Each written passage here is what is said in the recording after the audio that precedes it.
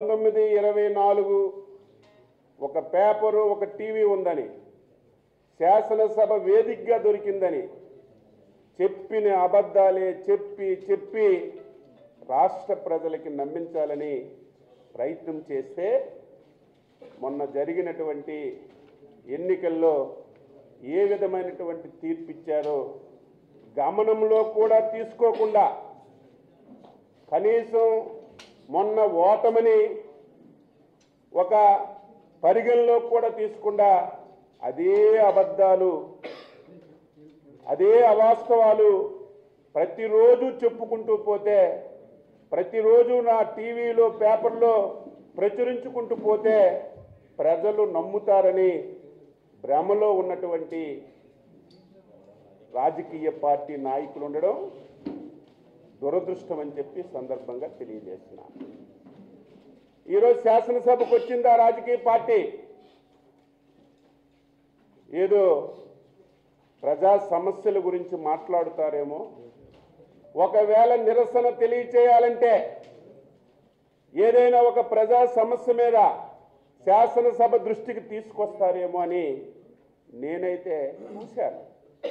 కానీ మళ్ళీ అక్కడ కూడా స్వార్థం, రాష్ట్రం గురించి కానీ 5,18,00,000 ప్రజల గురించి కానీ కనీసం ప్రస్తావించకుండా నేనే నా గురించే మాట్లాడుకున్న విషయం రాష్ట్ర ప్రజలు గమనించాలి.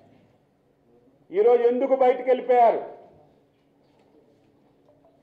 బయట వచ్చి మాట్లాడారు, నాకు ప్రతిపక్ష హోదా ఇస్తే తప్ప నేను శాసనసభకు రాను, ఈ రాష్ట్రం గురించి మాట్లాడను, ఈ రాష్ట్రంలో సమస్యల గురించి మాట్లాడనని చెప్పినటువంటి రాజకీయ పార్టీ ఒక పార్టీయేనా అని చెప్పి నేను అడుగుతున్నాను.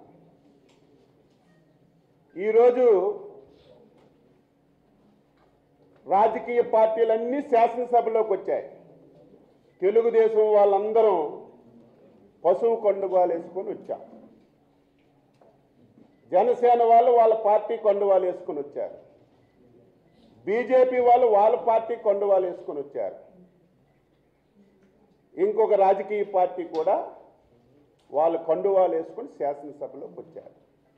ఎందుకు కండువాలు వేసుకొని వచ్చారు?